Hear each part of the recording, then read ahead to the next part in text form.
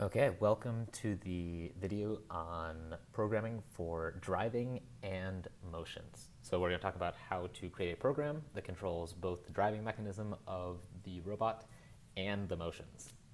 So the first thing we'll look at is this program here. So right now I have a simple if statement. So if the robot senses something closer than 20 centimeters, it is going to do this program here.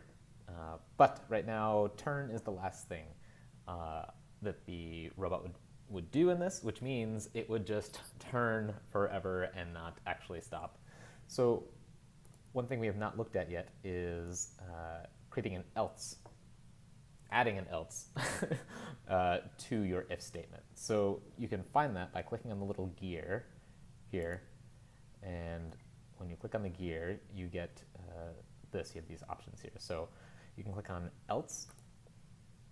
Oh, sorry, you can't just click. You have to click and drag, and then you drag it on there, which makes it appear there. And now when you want to make this window go away, you click on that gear again. Now it disappears. Now the statement reads, if ultrasonic ranger reads less than 20 centimeters, do backward, stop, forward, turn, and then else, this is do something else. So whenever it isn't reading closer than 20 centimeters, we're telling it what to do. So otherwise, do this. And what I want it to do otherwise is stop. So I'm going to go over to functions and grab stop and drop stop into this else. So now, unless it is reading closer to than 20 centimeters, it's going to just be stopped. So you could do other things in this else statement besides stop, but right now I'm using it just because it's an easy way to make sure my robot does not do anything unless it has a reading. Okay, next thing. Now we're going to look at actually including motions and driving in the same program. So I have basically the same program here we're looking at a moment ago, but now I'm going to include programming for motions by adding a second if statement. So I'll go over here to logic, and I'm going to put an if statement above the first if statement. And I'm just going to do a duplicate and drop this here. And I don't want this to happen at the same time. I want it to happen at a different, not time, but distance.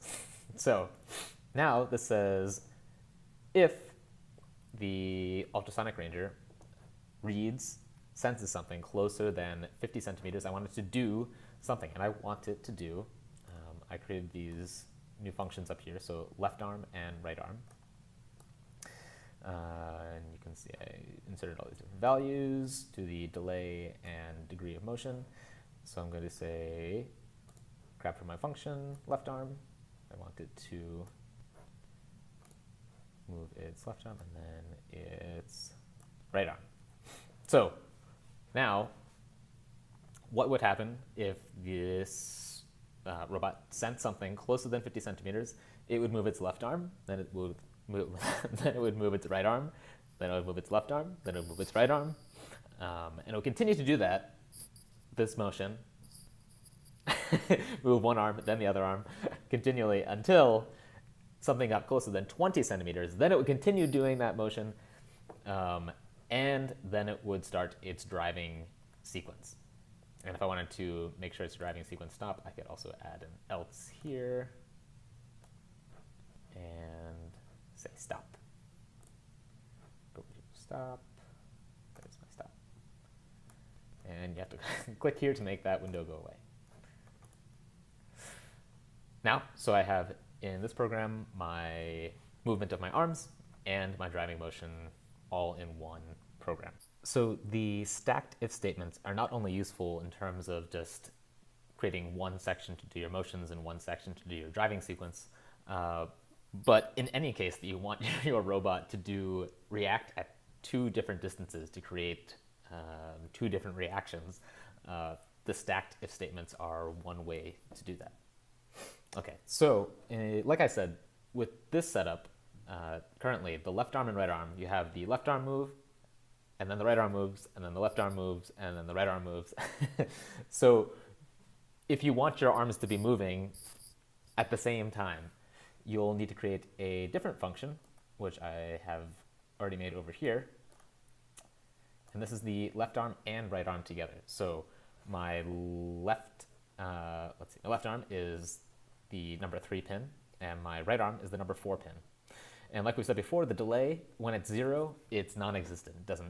The program does not see it. So if I have if I tell the program to first move the 3-pin servo to 30 degrees and move the 4-pin servo to 50 degrees, without a delay, it just looks to the next delay. So the first thing it's going to do is move both those to where they're being told with a 500 millisecond delay. And then it looks to the next delay, which is down here after the next command to move the 3-pin servo to 125 and the 4-pin servo to 121. And then there's a delay of 750 milliseconds. So with this, I have my arms moving together. They're moving to different locations, but they're moving at the same time, which may be an effect that you want in your robot. So to put that in my program, all I would do is I'm going to take these two, drop them in the trash, and go to my functions and see left arm and right arm. And I would drop it here. Okay, great. Now, another thing you may want is to have specific motions while driving is happening. So I'm just going to remove, oh, can't do that. I'm going to grab down here, remove this, throw this whole thing in the trash, put this back in the main loop. Now I'm going to grab my let's see, left arm, then right arm. And now with these inside this sequence, remember, it looks to the next delay. So the backward is just going to keep going until it gets a new delay. So it'll execute these arm motions while it's driving, and then it will stop at the stop and continue the forward turn and then stop completely. So you can interweave your arm motions into, or whatever motions, into the sequence by just dropping them in. So big picture, these videos are meant to support what is needed to create a robot that senses and reacts to the world around it, and are not at all meant to be comprehensive. As the LI, you should feel comfortable supporting campers who use the programming methods shown here. Many campers will try programming methods not shown here, which is great for them to experiment. But let campers know you might not be able to help them if their program uses different or more complex techniques than are shown.